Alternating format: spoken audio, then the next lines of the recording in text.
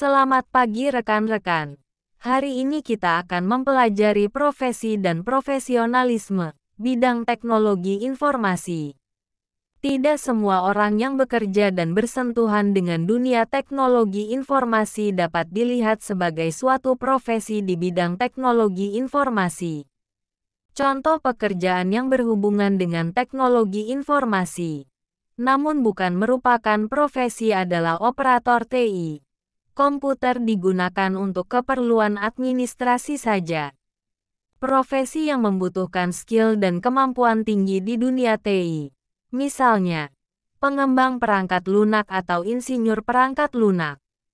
Membutuhkan pengetahuan khusus tentang teknologi informasi untuk profesi. Bentuk profesional di bidang teknologi informasi sangat beragam karena bidang teknologi informasi selalu berkembang dari waktu ke waktu. Berikut merupakan klasifikasi profesi bidang teknologi informasi yang sedang berkembang saat ini adalah: pekerja perangkat lunak dibagi menjadi beberapa bidang, seperti desain sistem operasi, basis data, database, atau pengembangan aplikasi. Contoh profesional dalam kategori ini yaitu: 1. Analis sistem.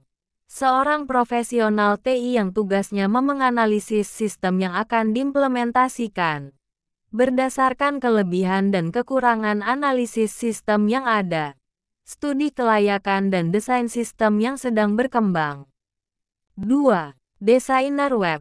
Profesional TI dengan pekerjaan sebagai perencanaan termasuk studi kelayakan, analisis dan desain proyek pengembangan aplikasi berbasis web. 3. Programmer adalah spesialis TI yang profesinya adalah implementasi proyek analis sistem, yaitu pembuatan program, baik aplikasi atau sistem operasi. Bertanggung jawab membuat sebuah sistem dengan bahasa pemrograman.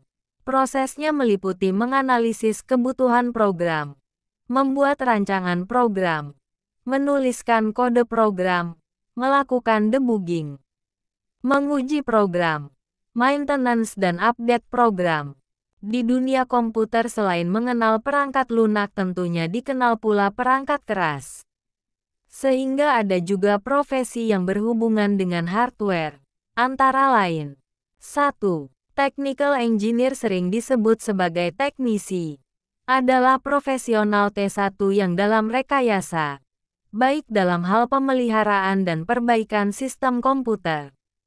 Technical engineer melakukan pemasangan, melakukan konfigurasi serta mendukung beberapa peralatan jaringan, melaporkan status jaringan kepada atasan dan melakukan perancangan serta mengimplementasi solusi jaringan baru untuk memperbaiki jaringan yang ada.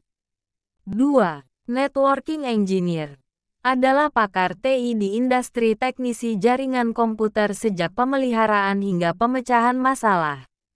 Memasang, mengkonfigurasi dan mendukung peralatan jaringan termasuk akselerator WAN, server proxy, router, DHCP, DNS dan router. Menyelidiki apabila ada kesalahan dalam jaringan, melaporkan status jaringan kepada pemangku kebijakan, merancang dan mengimplementasi solusi jaringan baru atau memperbaiki jaringan yang ada, pengadaan peralatan jaringan atau subkontraktor yang terlibat dalam instalasi jaringan, memaksimalkan kinerja jaringan melalui pemantauan dan pemecahan masalah berkelanjutan, memperbaharui peralatan jaringan ke rilis firmware yang lebih baru. Pekerja yang berprofesi di bidang sistem operasi. Jika seorang pekerja seperti ini adalah seorang profesional yang menangani operasi sistem operasi. Untuk beberapa contoh profesi, yaitu: 1. Direktur MIS adalah seorang profesional TI dengan otoritas maksimum dalam rantai sistem informasi. Di posisinya, dia bertanggung jawab terhadap sistem, perangkat keras dan perangkat lunak, dan personel.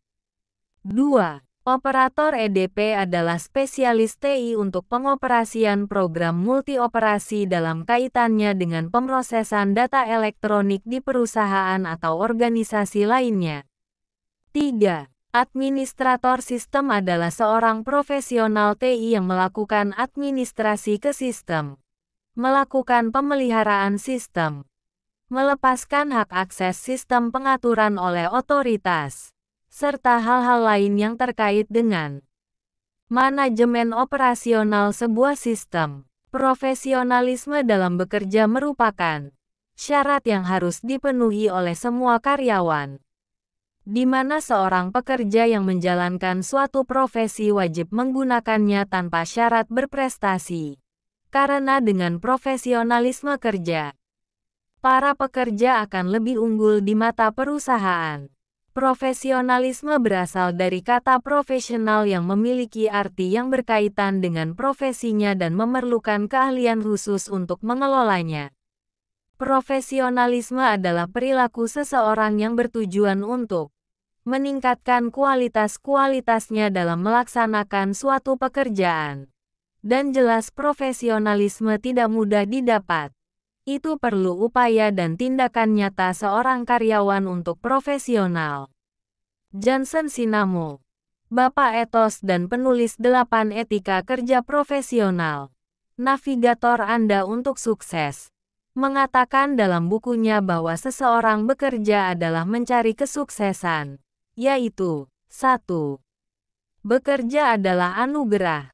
Bekerja itu ikhlas dan penuh syukur. 2. Bekerja adalah amanah. Bekerja itu adil dan rasa tanggung jawab. 3. Bekerja adalah panggilan. Bekerja dengan integritas penuh. 4. Tugasnya adalah memperbarui. Bekerja keras dan dengan semangat. 5. Kerja itu ibadah. Kerja itu serius, penuh cinta. 6. Karya adalah karya seni, cerdas dan kreatif. 7. Bekerja adalah suatu kehormatan. Pekerja keras dan penuh keunggulan. 8. Pekerjaan adalah pekerjaan pelayanan dengan kerendahan hati.